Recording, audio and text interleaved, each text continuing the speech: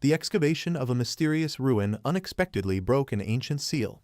From that moment, a disaster began spreading rapidly, threatening the survival of all humanity. A blood-red mist covered every city, corrupting those caught within. People either lost their sanity, collapsed dead on the spot, or slowly succumbed to madness. Out of the mist emerged monstrous beasts. Their terrifying presence brought fear and despair, leaving humanity helpless against their overwhelming power. Wherever these creatures appeared, cities crumbled into ruins, reduced to rubble under their relentless destruction. As monstrous beasts surged into the streets, fear spread everywhere like a deadly plague. People had no choice but to run in desperation. In response, military forces launched an air assault, deploying fighter aircraft to strike against the invaders. Explosions erupted across the city, shaking the ground as bombs rained down on the beasts and the ruins. When the smoke finally began to settle, the aftermath revealed nothing but destruction hidden beneath the haze. Amid the smoke and chaos, he stood surrounded by beasts with glowing red eyes, desperately shouting out for Zioxu. The monstrous hounds closed in, their jaws wide open, ready to tear him apart. His voice echoed through the battlefield as he screamed once more, frantically calling for Zioxu's whereabouts. In a sudden burst of fury, crimson energy erupted around him, slicing through the beasts and reducing them to pieces in an instant. His body overflowed with crimson energy,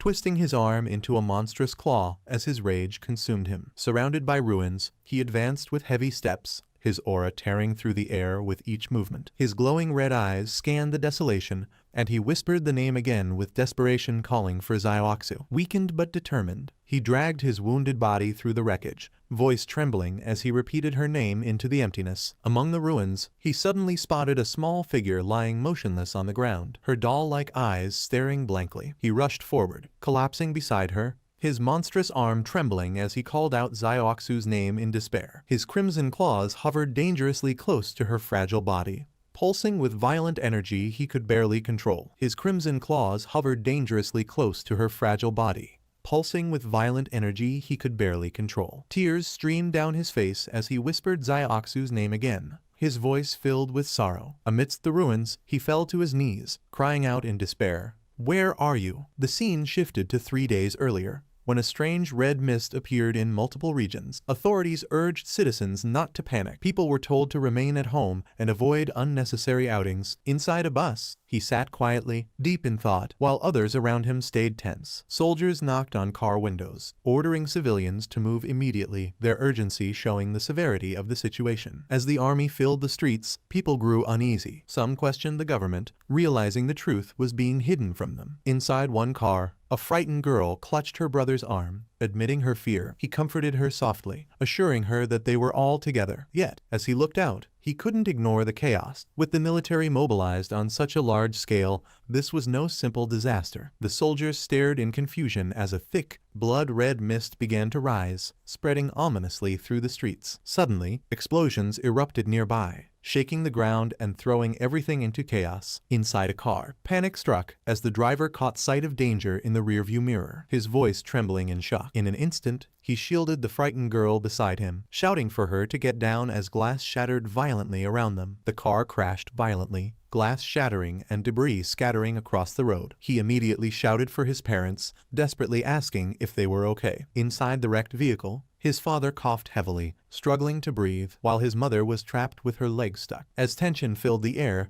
everyone looked up in shock. His eyes widened as he muttered in confusion, what was that approaching? Out of the red mist, a massive monster emerged, shaking the ground. People screamed in terror and scattered in all directions to escape. His father shouted urgently, ordering everyone to get out of the car before it was too late. With no time to waste, he kicked the car door open, forcing an escape path through the wreckage. Grabbing his sister's hand, he pulled her out with determination, leading her away from the chaos as danger closed in. He struggled to pull his trapped parents from the wreckage, refusing to leave them behind despite the chaos. Nearby, screams for help filled the air as beasts closed in, leaving his sister frozen in fear. His mother, bloodied but firm, grabbed his hand and commanded him to take his sister and run. With tears in her eyes, she begged him to take responsibility as her brother, entrusting Zioxu's safety to him while their father silently agreed. The ground erupted with a violent crash, sending shockwaves as rubble and dust flew everywhere. From the smoke, a monstrous wolf with glowing red eyes appeared, its roar shaking the streets. He and his sister turned in horror, crying out for their parents as fear overtook them. The beast locked its gaze on them,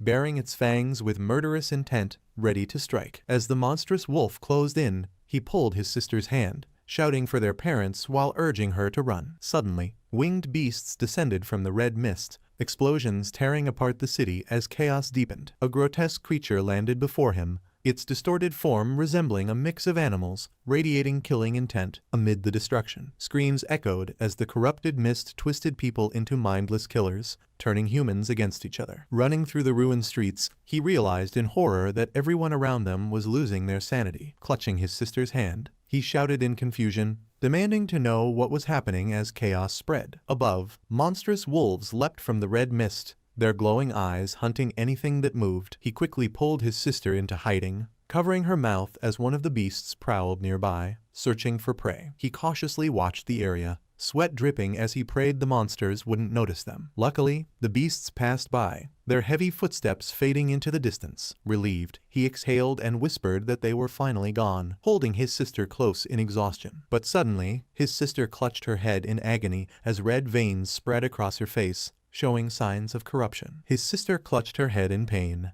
her eyes glowing faintly red as she weakly told him she wasn't feeling well. Panicked, he grabbed her shoulders, demanding to know what was happening as strange marks spread across her skin. Realization struck him, it must be the red mist she had inhaled, corrupting her body from within. Desperate to help, he quickly poured water onto a cloth, hoping to ease her suffering and buy more time. He pressed the damp cloth into his sister's hands, urging her to cover her mouth and nose to block the mist. But as he spoke, crimson lines began crawling across his own face, the corruption already taking hold of him. Clutching his chest, he collapsed to the ground, overwhelmed as dark energy erupted from within his body. His sister cried out in panic, but he forced a shaky smile, insisting that he was fine while the corruption spread uncontrollably. As they hid, a monstrous beast prowled nearby, its heavy footsteps echoing through the ruined store. His sister trembled, begging him to stop as his corrupted aura grew darker, making her fear him as much as the monsters. But before they could recover, the beast's glowing eyes locked onto them, letting out a menacing roar. Realizing they had been spotted, he grabbed his sister's hand and shouted for her to run as the monster charged straight at them. He pulled his sister as they rushed into the ruins of a supermarket,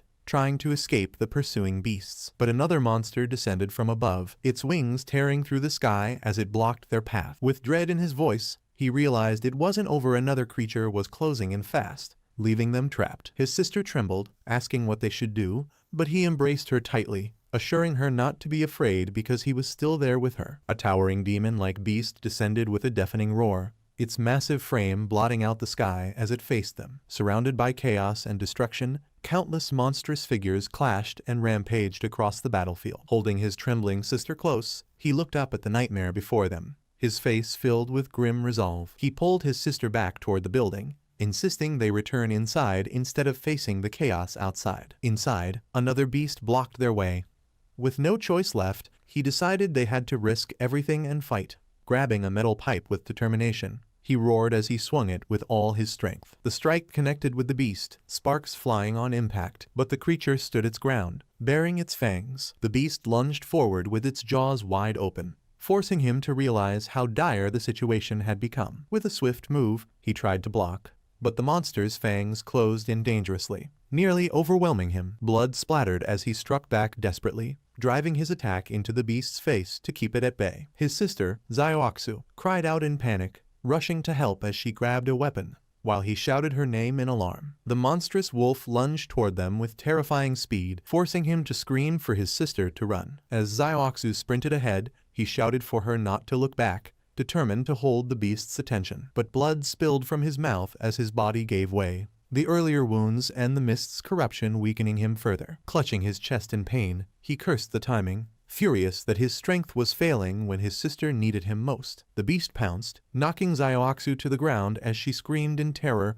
unable to escape. Seeing her in danger, he roared her name and slammed his hand into the wall, summoning every ounce of strength. With a surge of crimson energy, the ground split apart as he unleashed a devastating strike. Fueled by rage, he pinned the monster down, screaming for it to die as his weapon tore into its body. Consumed by rage, he drove his weapon into the beast again and again, his eyes glowing with madness. Zioxu watched in horror, whispering to her brother as blood splattered and his voice turned monstrous. Unable to bear it, she rushed forward, grabbing him tightly and pleading for him to stop before he lost himself completely. Tears streamed down her face as she begged, insisting she was fine, desperate to pull him back from the darkness. Memories of the past surfaced, his parents' final moments when they told him to protect Zioxu no matter what. They had entrusted her life to him, urging him to be strong and take responsibility as her brother. Their words echoed in his heart, reminding him that he had to live on and shield her at all costs. Tears welled in his eyes as he whispered Zioxu's name,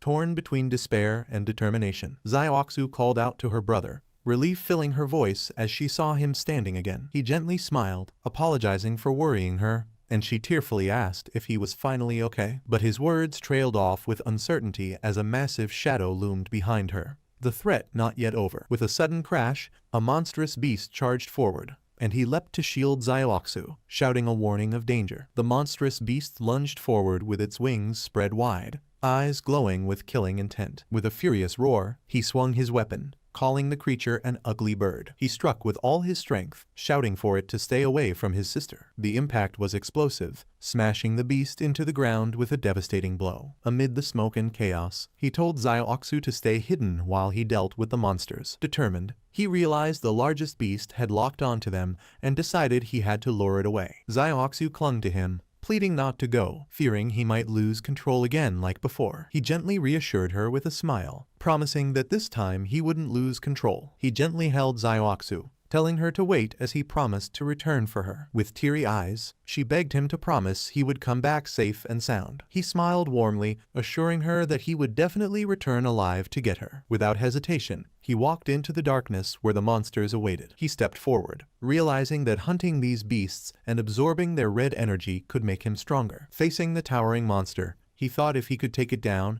he would gain enough power to protect his family. The beast roared fiercely, its presence overwhelming as it prepared to strike. Surrounded by snarling creatures, he glared at them and asked if he wasn't even worthy of being taken seriously. He swung his weapon fiercely, declaring that he would kill every one of them, one by one. With immense force, he lifted a beast into the air and slammed it down without mercy. Grabbing another monster by the head, he tightened his grip, his eyes burning with rage. Standing tall against the pack, he roared in defiance, shouting for all of them to die. His body surged with dark energy, flames of power wrapping around him as he realized the strength within. He called it marvelous. Above the city, a massive creature descended from the sky, its wings spreading wide and shadowing the ground below. The beast landed with a thunderous crash, glaring down as he stood firm among the monsters. Looking at his transformed arm, he froze in shock, questioning what was happening to him. A missile suddenly descended from the sky, its impact shaking the battlefield with terrifying force. He turned quickly, yelling for Zioxu to stay back as she rushed out in concern,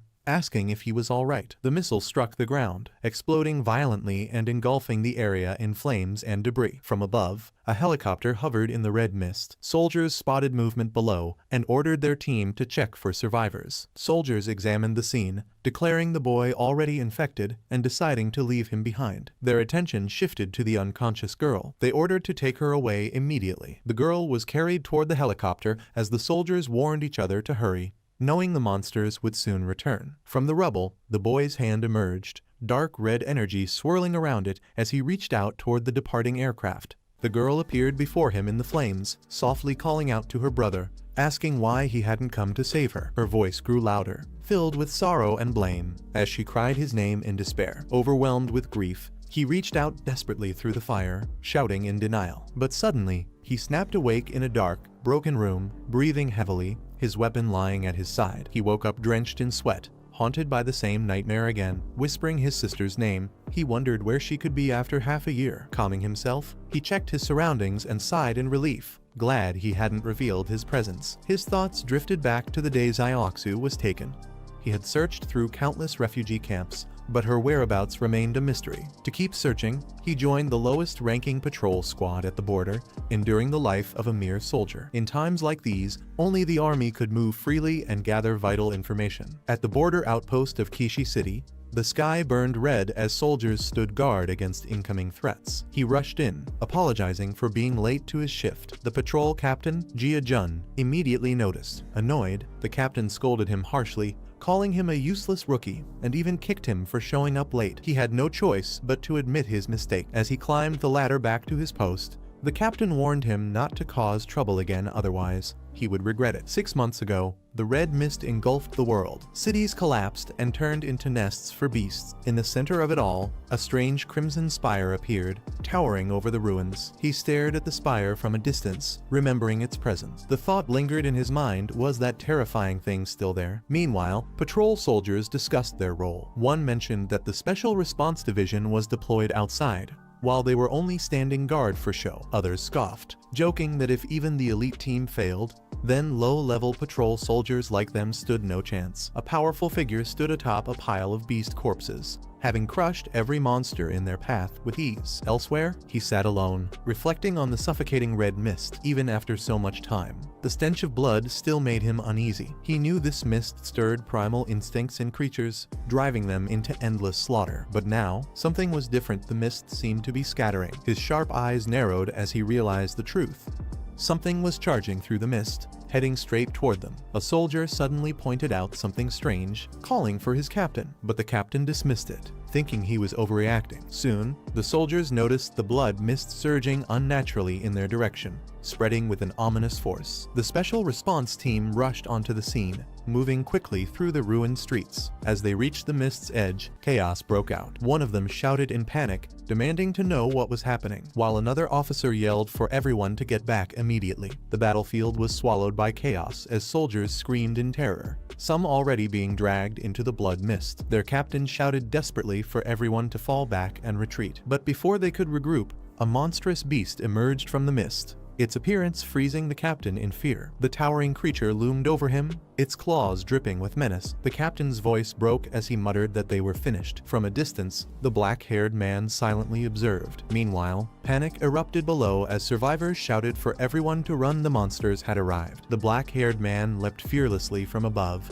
diving straight into the heart of the battlefield. With incredible precision, he struck down one of the beasts, his attack landing like a meteor. Standing over the fallen monster, his eyes burned with resolve as he whispered coldly, "One." But before he could take a breath, another massive beast roared, towering over him with its jaws wide open. The man tore through another beast, his voice cold as he counted 2. Dark energy swirled as the creature's life force was absorbed into his body. He looked at his hands, feeling the surge of strength. Good. With each one I absorb, I grow stronger. Surrounded by more beasts, he raised his gaze, whispering the numbers with chilling calm. 3, 4, 5, 6. His body surged with power, crimson energy crackling as he muttered to himself he couldn't afford to fail now. Suddenly, a blinding strike of energy split the battlefield, shaking the ground beneath him. He turned sharply, eyes widening at the unexpected figure emerging through the mist. Who? From the haze appeared a silver-haired warrior, calm yet deadly Captain Song Rui of the Crimson Blood Special Response Team. He froze in shock as realization hit. The Special Response Team had arrived. Glancing at his crimson claws, panic rushed through him. He needed to revert fast before anyone noticed. Meanwhile, the silver-haired captain gave her order coldly, "No survivors. Eliminate them all." Her squad responded instantly with firm voices. Surrounded by armed soldiers, he stood tense, every weapon now aimed at him. He quickly raised his hands, shouting not to shoot. He identified himself as a patrol soldier, hoping to avoid suspicion. But before he could react further,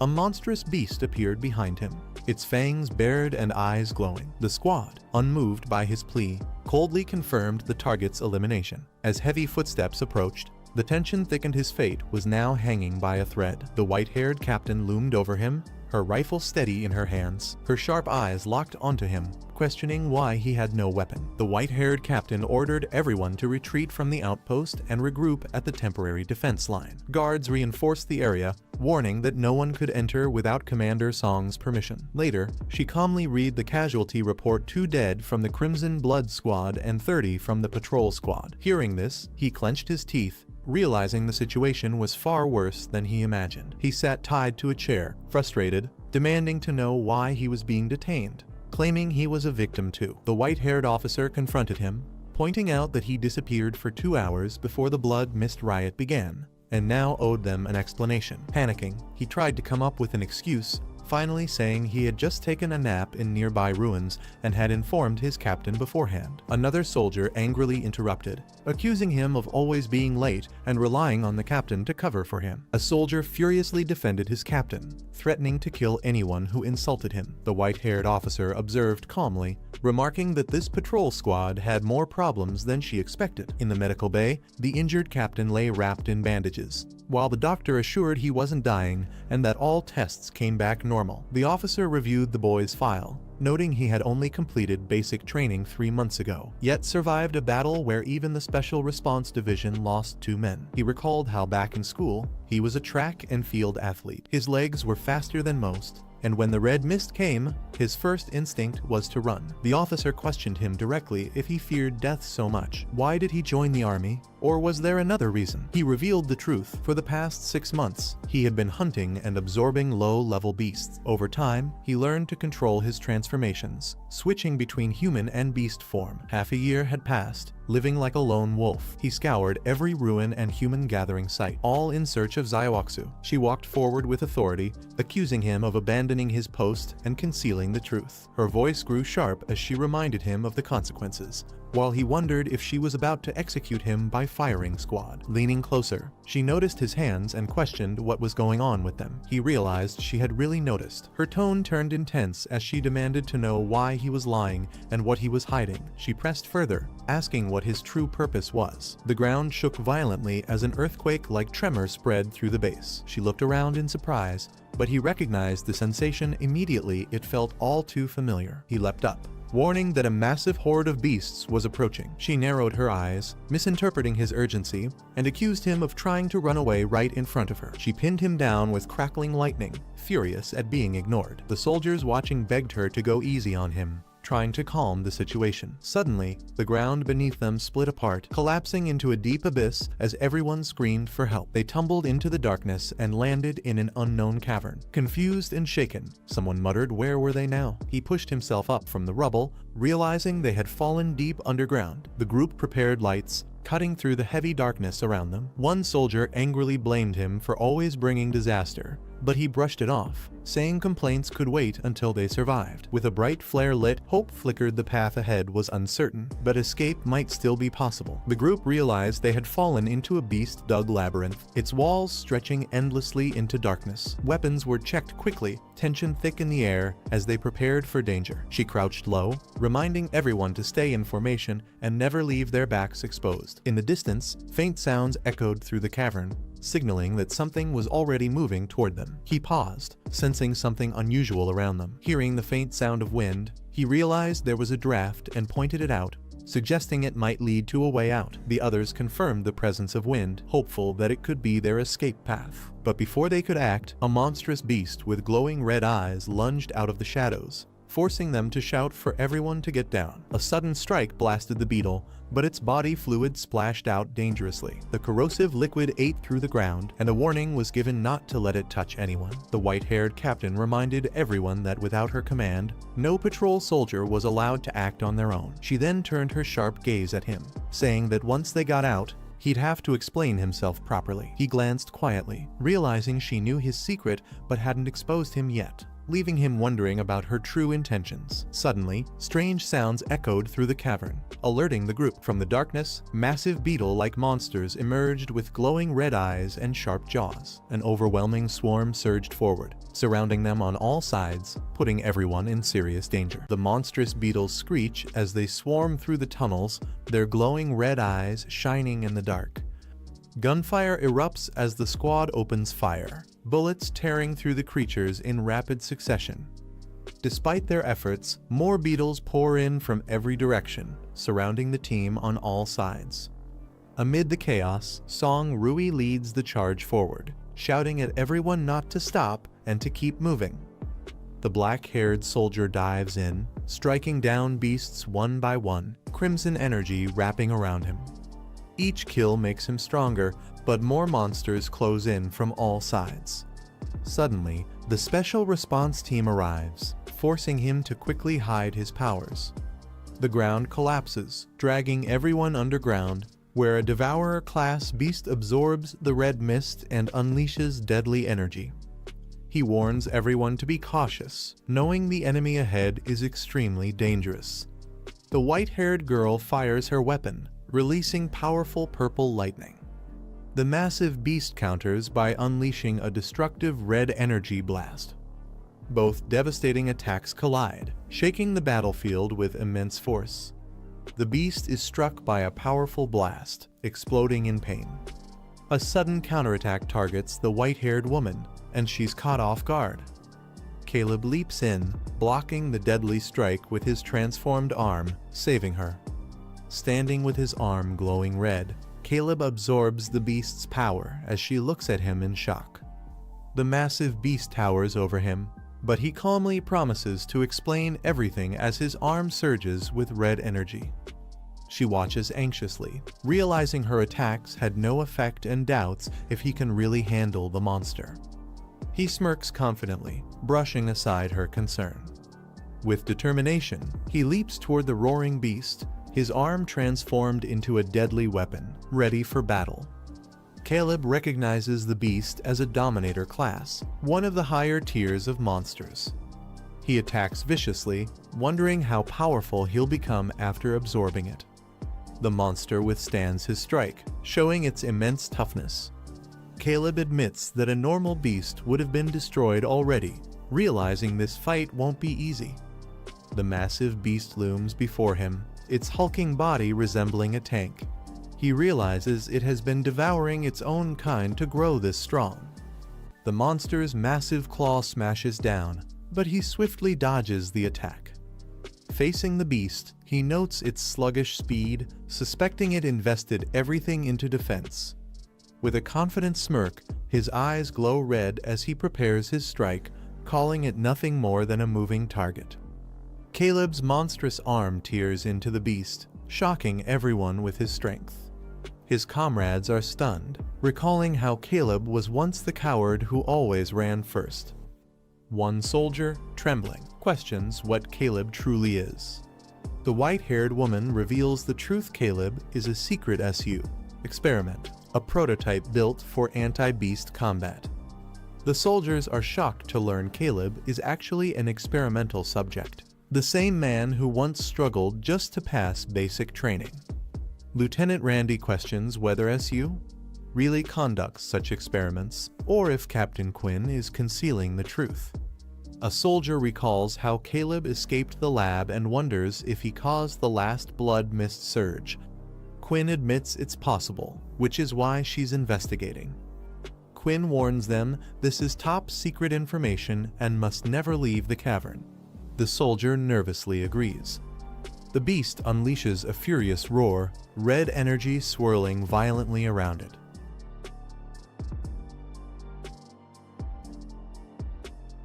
Caleb grits his teeth, realizing the imminent threat. The overwhelming attack surges forward, forcing the squad to scramble as someone shouts for them to get out of the way. The beast unleashes a devastating red energy blast, shaking the cavern with a massive explosion. Amid the smoke and destruction, the silver-haired captain kneels with her weapon, breathing heavily but still standing strong. A soldier looks around in disbelief, realizing he somehow survived the attack. He rushes to check on his fallen comrade, calling out in panic as the battlefield fills with smoke and tension. A soldier notices his comrade's leg badly injured, but the man insists he'll live, calling it a fair trade for saving a life. Despite his injury, he questions why Special Ops would risk themselves for someone like him, but declares he didn't become a soldier just to kill beasts. The patrol soldier firmly states he's there to protect humanity, vowing never to abandon anyone. Suddenly, the ground shakes as massive beast strikes land nearby, throwing the soldier violently across the battlefield. Caleb collapses, realizing he has run out of red mist energy and can't even keep a partial transformation. The massive beast looms over him, hissing with menace. The monstrous beast roars furiously, its body radiating destructive energy. Just as it prepares to strike, a sudden burst of lightning crashes down, stunning it mid-attack. Caleb looks up in surprise, recognizing the source of the power. Song Rui stands firm with her rifle charged in lightning, shouting that Yan Hao can't die, yet he still has too much to explain. The massive beast grins with glowing red eyes, letting out a disturbing, echoing laugh. Song Rui's eyes widen in disbelief. The monster is actually laughing. Red mist surges through the cave as the beast absorbs energy from the tunnels around it. Its deep wounds begin to heal rapidly, the mist feeding its strength and restoring its power. Song Rui realizes that if this continues, the beast will fully recover its power using the red mist. She urges Yan Hao to retreat, but he refuses, determined to end the creature once and for all. Yan Hao explains that the red mist not only fuels the beast, but also restores his own energy, making now their best chance to strike. Song Rui warns him that if their plan fails, he could die right here in the cavern. Yan Hao faces the monstrous beast head-on, declaring that another trip to the gates of hell means nothing to him. Song Rui steadies her weapon, acknowledging that they only have one shot at this. She channels all her lightning power into her sniper rifle, aiming to shatter the creature's head armor. Through her scope, the beast's glowing red eyes lock with hers. This single shot will decide everything. Song Rui fires a massive lightning-charged shot as Yan Hao charges in from below, both attacking in perfect sync. The combined strike smashes through the beast's head armor with a thunderous explosion. Yan Hao leaps forward through the smoke, his red claws gleaming with deadly intent. With a furious roar, he slashes down at the exposed core, shouting for the monster to die. Green energy bursts from the beast's body, spreading violently through the cavern. Song Rui watches in shock, unsure if their attack was enough to finish it off. A massive explosion of light erupts, throwing Yan Hao backward with immense force. As the dust clears, the monster still stands, its core glowing green, while Song Rui screams Yan Hao's name in fear. Song Rui rushes to Yan Hao's side, worried as he lies motionless among the smoke and debris. While checking his condition, she notices something half buried beneath the rubble. She picks it up and realizes it's a photo, tightly clutched in his bleeding hand. Suddenly, sharp red tendrils burst from his palm, wrapping violently around the object. Yan Hao finds himself in a strange void surrounded by swirling red mist and glowing DNA strands, questioning where he is. He realizes he's completely beastified, wondering if this is death or just his mind fading away. Suddenly, one of the DNA strands begins to shine intensely, radiating energy. A sharp crystal embeds itself in his chest, and he gasps in shock as he regains control of his body. Yan Hao feels a strange pulse inside his chest, realizing something is embedded within him. He recognizes it as the same crystal core that was inside the giant beast moments ago. To his shock, the crystal begins to absorb the surrounding red mist. He discovers it not only absorbs, but also stores the mist, stabilizing his body and restoring his sanity. Yan Hao realizes the crystal allows him to absorb alien beasts' energy to evolve stronger. He draws in the red mist freely, no longer needing to hold back after each kill. But soon, he senses the crystal overloading, ready to burst from excess energy. He remembers the beast's massive power surge and decides to merge that red mist energy into the crystal. Yan Hao lies unconscious in a hospital bed as streams of red mist swirl violently around him. His eyes snap open, glowing red as the mist floods into his body uncontrollably. Struggling to control it, he forces the energy to condense in his palm, shouting for it to gather. Just then, the door bursts open, and Song Rui appears in shock, calling out his name. Yan Hao shouts for her to move as the red mist around him explodes violently. A massive surge of energy tears through the room. The hospital building erupts in a fiery red blast, shaking everything around it. 5 minutes earlier, the hospital stood calm and quiet under the morning light. A soldier reports to Captain Song about Deputy Lin's injury, reassuring her that sacrifices are part of a soldier's duty. Inside the ward, Randy questions Song about Yan Hao's origins, claiming he's never heard of such experiments under SU. Song coldly replies that Yan Hao's case is classified and orders him to focus on his recovery instead of digging deeper. Song informs the injured officer that she's arranged his transfer to headquarters for recovery, allowing him to rest properly. Before leaving, she tells him she'll report everything to his father, the chief of staff, and let him decide the outcome. Her tone turns sharp as she freezes his communication privileges, reminding him who's in command. Walking through the corridor, she orders a soldier to take her to Yan Hao's ward immediately. They arrive at Ward 314. She orders the soldier to guard the door and let no one in without her command. She enters the room just as red mist energy erupts around Yan Hao. The unstable power lashes out in every direction. Yan Hao struggles to contain the red core in his chest. The energy spirals violently, reacting to her presence. She calls out his name in shock as the red mist wraps around him uncontrollably, threatening to burst free.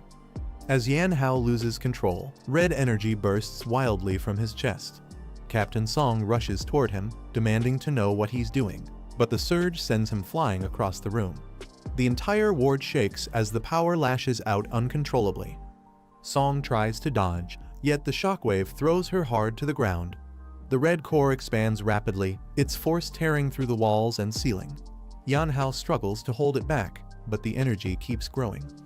The explosive blast shoots down the hallway, smashing into the guard and ripping through the hospital structure. A blinding red beam erupts outward, tearing a straight path through the building. The attack pierces multiple floors in an instant and launches out of the hospital like a cannon shot. Debris rains down as the red beam streaks across the sky, leaving destruction behind. The explosion rips through the hospital walls, creating a massive hole across the building. Inside, a soldier panics under the rubble, terrified and begging for help as dust fills the corridor. She steps through the debris and immediately recognizes the attack pattern. The gaping hole matches the beetle's move from earlier, leaving her shocked at how identical the energy trail looks. She questions how Yan Hao could unleash an aberration's ability without transformation armor. The realization leaves her tense as she slowly pieces together what she witnessed during the battle. Frustration overtakes her calm as she turns sharply. She fixes her gaze ahead and firmly states that Yan Hao now owes her several explanations for what just happened. On the hospital rooftop, the two finally face each other. She asks him directly what his new abilities actually are. Yan Hao explains that he can absorb an aberration's beast core and learn its abilities as well. He adds that the crystal in his chest doesn't just absorb, it can also store the crimson fog like a container. According to him, it can even repair itself, almost like it's alive. Hearing this, she quietly processes everything. Her expression shows a mix of surprise and interest. She now realizes Yan Hao isn't just a normal soldier, he's become something far more dangerous and unique. In the end, she gives a slight smirk and comments that Yan Hao sure has a lot of features. The tension between them grows stronger, setting up their next move together. He explains that after absorbing the beast's core, he gained its strength and abilities, but doing so also risks turning him into a monster himself. The thought leaves him questioning his own humanity. Facing her directly, he asks if someone like him can still be considered human. He wants to know, in her eyes, what he truly is now. She answers calmly, saying he is still himself a unique existence. Whether he becomes human or monster depends entirely on how he chooses to use this power. As she steps closer, she reminds him that his power carries two sides. It can bring disaster, but it can also become a weapon. She tells him he now has only two paths. The first is to join Blazing Blood and serve as a reserve soldier under her command. It's the only peaceful option that allows him to stay alive. The second path is far harsher, being labeled as a threat. Anyone categorized that way is treated the same as aberrations and eliminated without hesitation. Hearing this, he calmly repeats her words, surprised that elimination is even considered. She looks at the massive hole in the building and reminds him that no soldier in the city is capable of dealing with the power he displayed. She admits honestly that right now, she can't handle his strength either. That's why these two choices are the only ones the organization can offer him. Yan Hao explains that by absorbing beast cores, he gains their strength and abilities. But he also admits that using these powers might slowly turn him into a monster. He wonders if someone like him can still be considered human and asks Captain Song what she sees him as. Captain Song tells him he is unique, neither human nor monster by definition, but something in between. She says what he becomes depends on how he uses his power. She warns him that his ability can be both dangerous and useful. She then gives him two choices: join her elite squad as a reserve soldier, or be classified as a threat and eliminated like other aberrations. Yan Hao questions the idea of being eliminated, and she admits the city troops cannot stop him right now. Captain Song says taking down a group like SU alone is impossible, but joining her squad would give him protection, resources, and status.